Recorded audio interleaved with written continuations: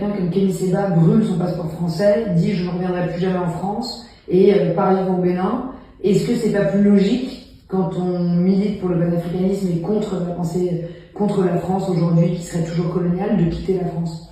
C'est la logique de Kémy Séba. C'est à lui qu'il faudra poser la question. On le fera. Moi, je pense qu'il y a des millions de Français d'origine africaine. Et quand, en tant que leader d'opinion, en tant qu'intellectuel, en tant que philosophe, pour ma part, je dois poser un geste, je dois penser à chacun d'entre eux. Qu'est-ce que je leur propose?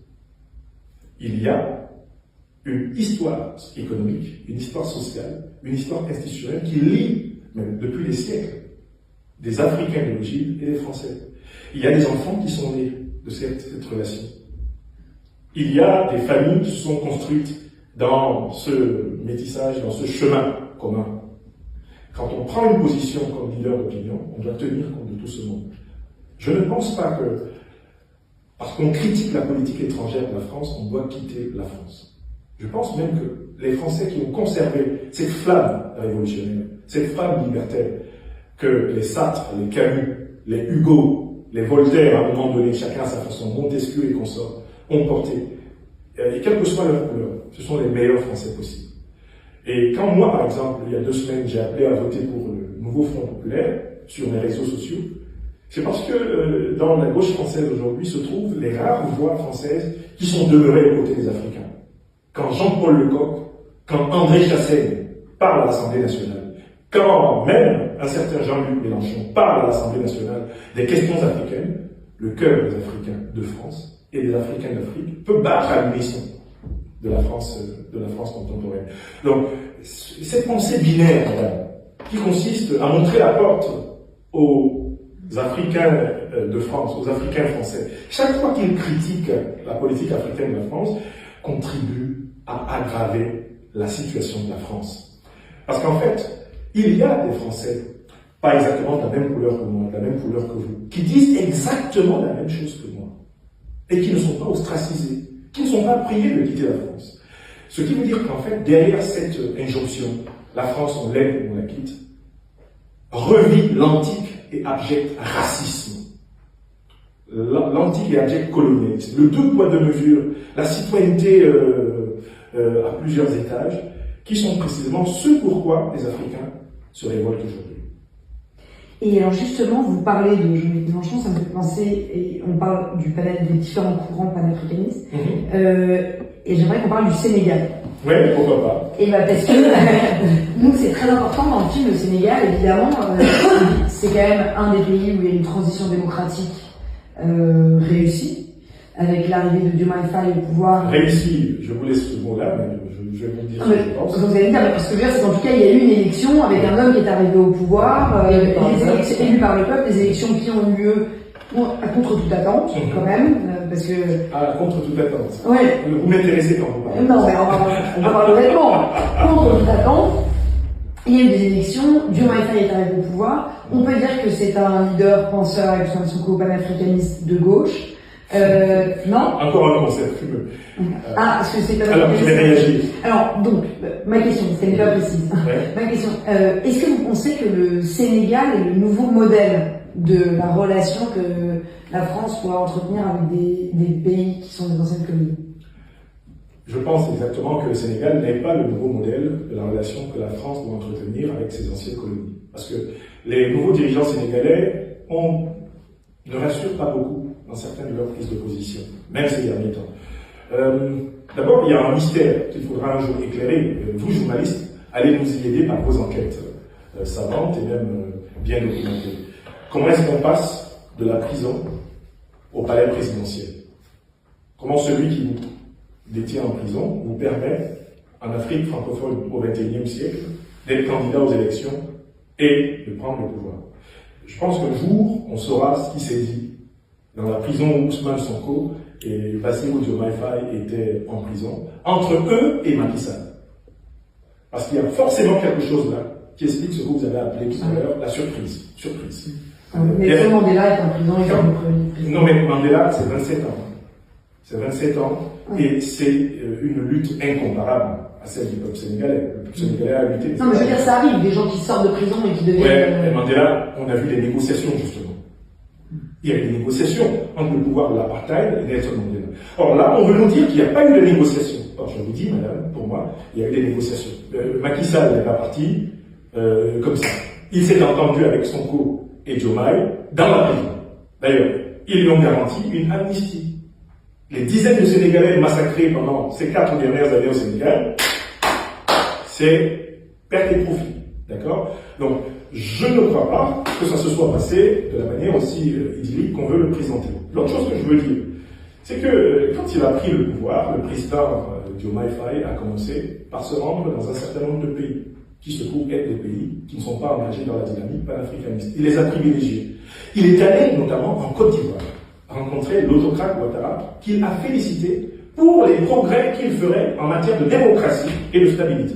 Un homme qui a violé la constitution de la Côte d'Ivoire pour se croyer un 3e mandat anticonstitutionnel, madame, a été félicité par M. Diomaye, qui pourtant s'était battu contre Macky Sall, qui était tenté par un 3e mandat anticonstitutionnel. Donc, pour ma part, le Sénégal n'est surtout pas, aujourd'hui, la lanterne du panafricanisme révolutionnaire. Les lanternes du panafricanisme révolutionnaire sont, qu'on le veuille ou pas, et la réalité, l'opinion le montre, le Mali, le Burkina Faso et le Niger. Il faut revenir à ces pays-là. C'est sur eux que les Africains réveillés et éveillés se réveillent. Pas sur M. Diomaye Faye. Par exemple, vous voyez, le gouvernement sénégalais demande à l'Union européenne d'installer des drones de contrôle militaire sur sa frontière avec le Mali. C'est pas avec ça qu'on va rassurer les panafricanistes. Et vous ne pensez pas que justement c'est une voie médiane, c'est une voie qui est moins violente? Aujourd'hui, on voit ce qui se passe au Mali. Ce que je veux dire, c'est que quand on voit ce qui se passe au Mali, au Niger, au Burkina, c'est d'une violence ultime vis-à-vis des relations internationales, des populations qu'on veuille ou non, on voit des exactions partout. Madame, je m'étonne de ce que vous dites. Est-ce que vous vous rendez compte que l'armée française s'est retirée du Mali, du Burkina et du Niger sans qu'il y ait un seul soldat français blessé? Vous parlez de violence à des Africains qui, eux, meurent par centaines, par milliers depuis plusieurs décennies sous le coup des terroristes, alors que c'est d'une manière diplomatique, c'est d'une manière, on va dire, pacifique que les autorités de ces pays ont demandé à nos armées de lever leur camp. Les États-Unis sont en train de se retirer du Niger, il n'y a eu aucune échauffourée. Qu'entendez-vous par violence? Que les pays exercent tranquillement leur souveraineté en disant on ne veut plus votre camp militaire, on vous demande de le retirer, mais on veut maintenir les relations diplomatiques. C'est une chose qu'on ne voit pas.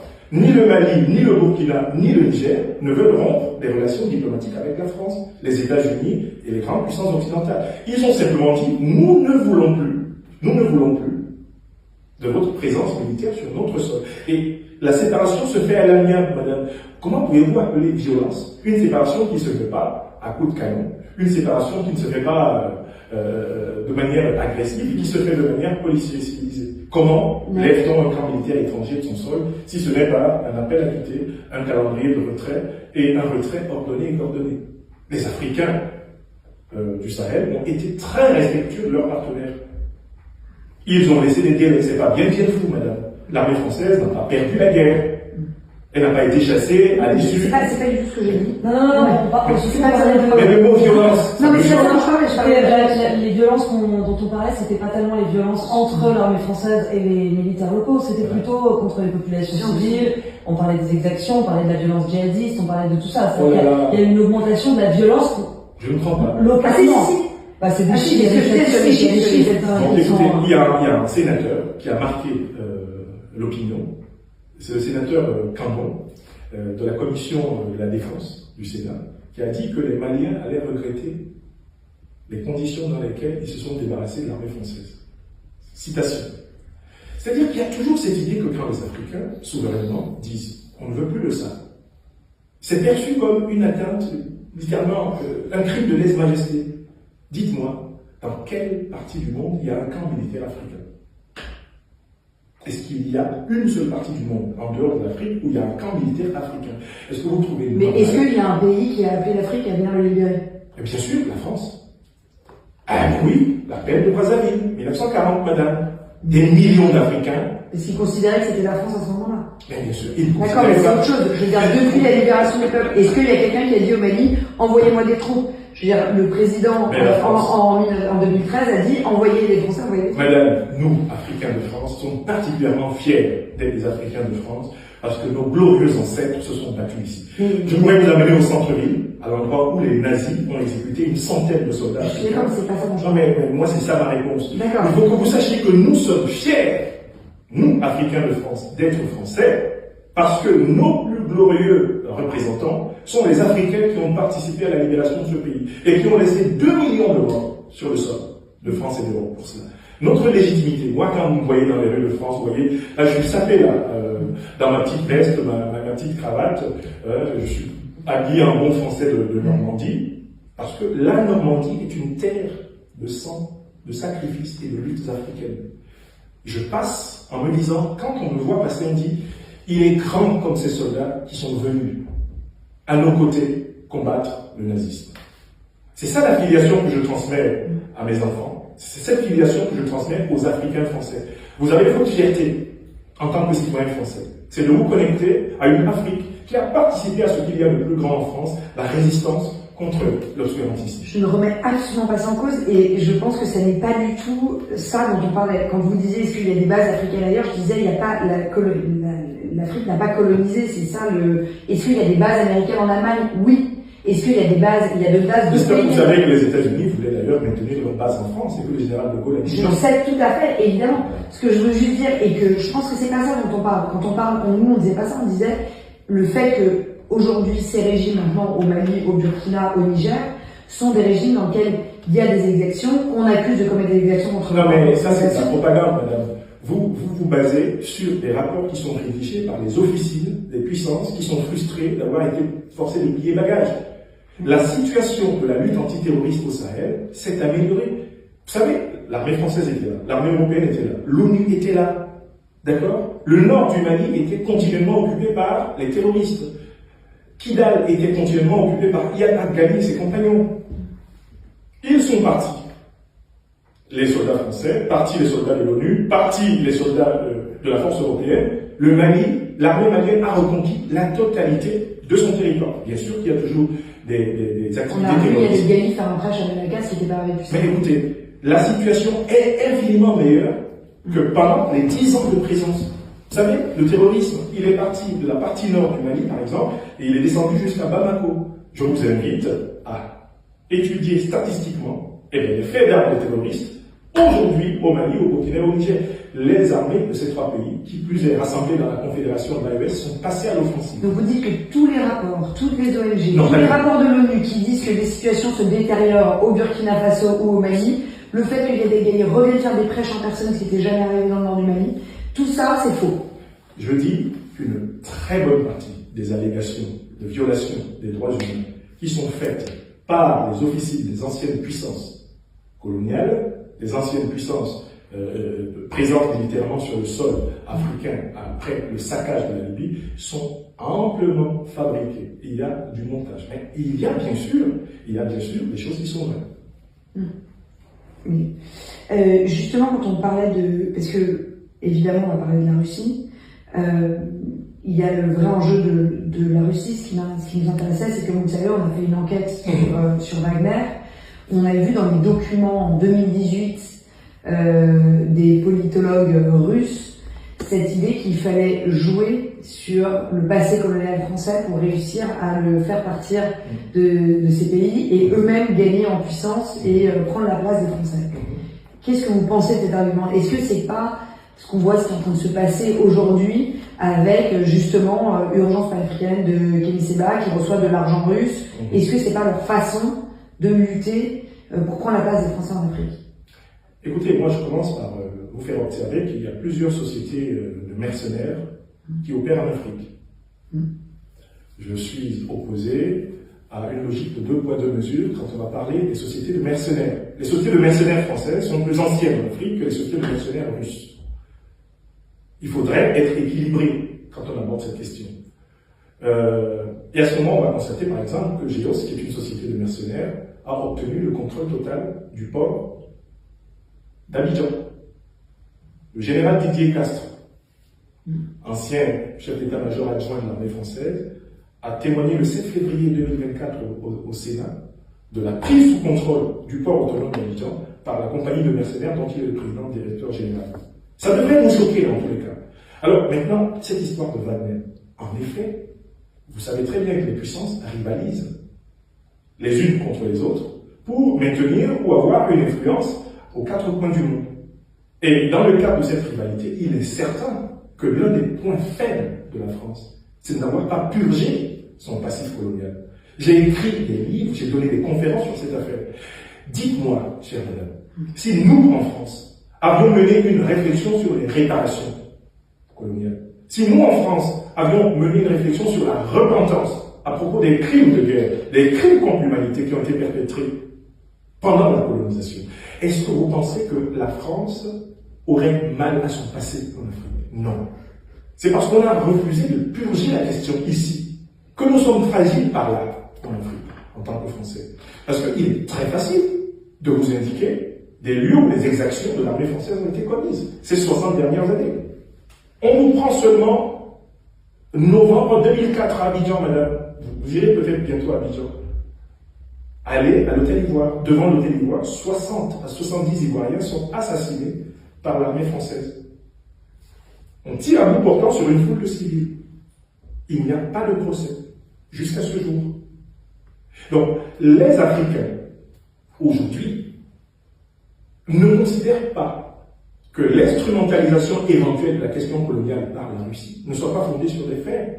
Si nous, en tant que citoyens français, si les autorités françaises avaient engagé ce travail pour purger la question coloniale, pour la ramener vraiment à une question d'humanité et assumer ensemble ce passé pour passer à autre chose, mais la France ne serait pas fragile par là.